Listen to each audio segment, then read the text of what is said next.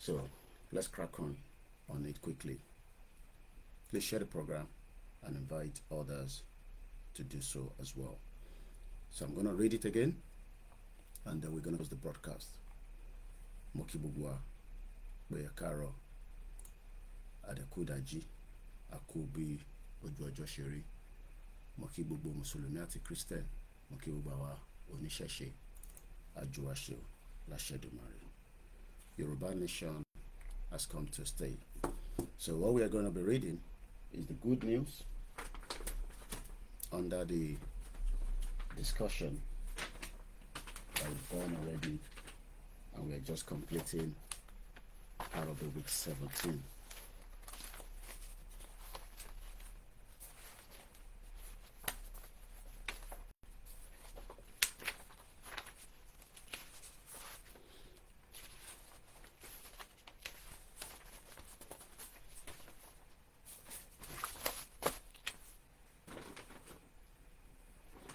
Please share the program and invite others to do so as well. Very important.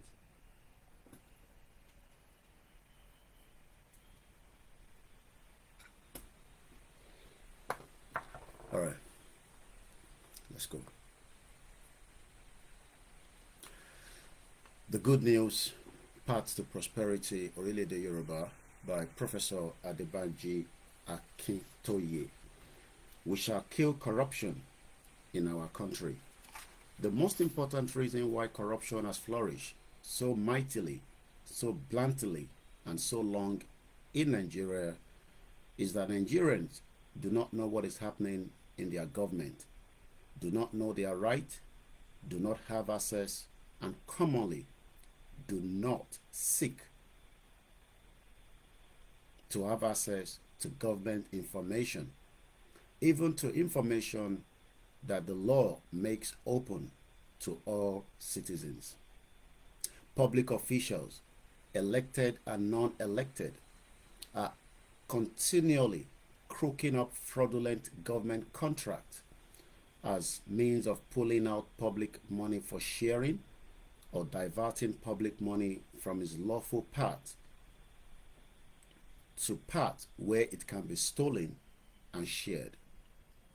It is common for top accounting officers, presidents, or governors to authorize their representatives to go to banks and cash out large amounts of money from the public account for the purpose of keeping the money for personal use or for gift to friends, supporters, and cronies. In Nigeria, any access by a public official to public money is an opportunity to build up a great personal wealth. An American who knew Nigeria very well made the famous statement that in other countries, public corruption means that some public officials steal some of the public money under their control, but that in Nigeria, public corruption often means that all public officials steal all of the public money under their control. From time to time, the billions of dollars earned by the Nigerian National Petroleum Corporation, NNPC, and most of the enormous loans from abroad do not reach the public account in Nigeria's central bank. An international agency estimated that Nigerian leaders stole $25 trillion from the Nigerian treasury between 1960 and 2000. A senior British official is credited with the statement that if all the money being stolen from the Nigerian treasury were stolen from the British treasury, the British economy would collapse. A Nigerian accountant general, a very senior federal official, was recently alleged to have stolen 190 billion naira from the Nigerian treasury. Since large numbers of our own Yoruba elite have embedded the culture of public corruption in Nigeria, we have to resolve in our new country not merely to fight a war against public corruption, but to crush it quickly and definitively. This will call to the various strategies operating together.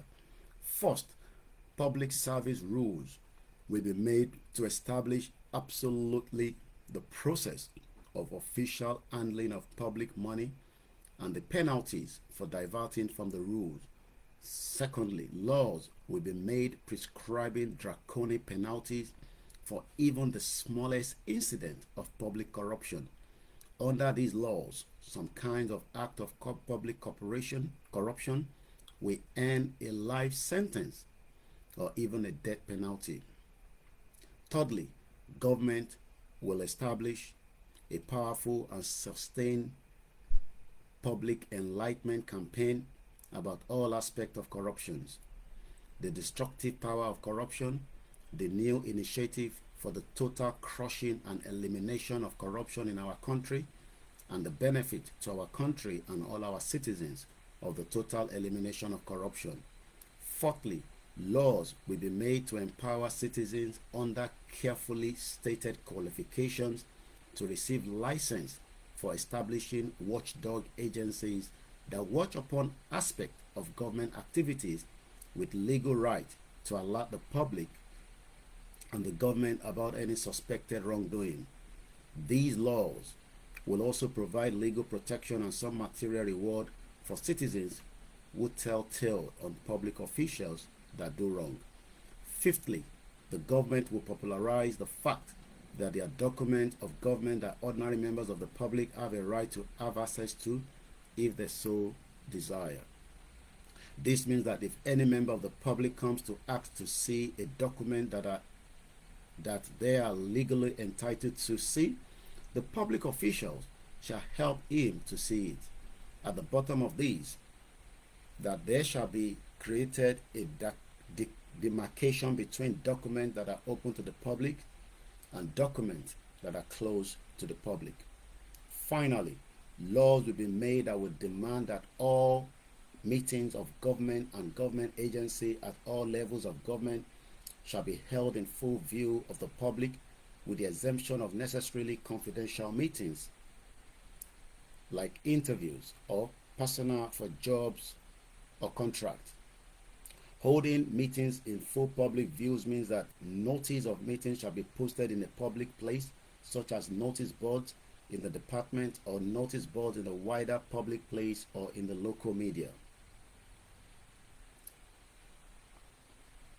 And that members of the public may come into the meeting to observe. It also means that the members of a government agency may not go and hold any of its meetings in a place inaccessible to members of the public or in some private place like members' homes or office or hotel or restaurant if some or all of its members, a government agency, get together at a party of celebration and take a decision of their agency there. They will be guilty of breaking the law.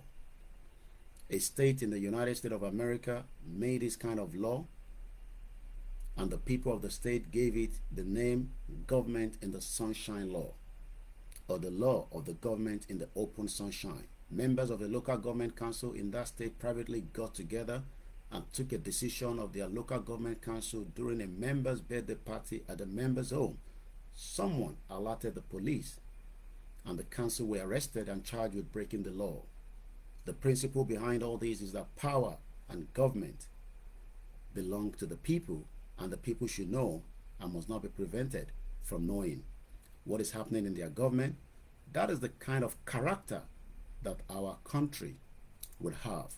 The good news, part 2, Prosperity in our Orílẹ̀-èdè Yoruba by Professor Adebanji Akintoye. So that's how far we can go this morning, is just to again highlight the importance of corruption in a society that allow corruption to go for so long. Those corruption will kill you. Those corruption will not give you access to the basic things of life. You will struggle to make things out of that country. Nigeria is a corrupt country, and it will remain so if we all desire to live in this contraction known as Nigeria. It is high time that the Yorubas, wake up and allow the dissolution and the disintegration of this contraction that was created by the British government in 1914 under Lugard as the governor administrator. God did not create Nigeria. Nigeria was created by a human being, and human beings have every right to break that country as they wish to so be. We are indigenous people. We are not one. We've always told you that. We remain different people, but we are human beings that would love to live as neighbors. The United Kingdom left the Union of Great Britain and European Union in 2016. No bullet was shot. The British citizens decided whether they want to remain one under the EU or not.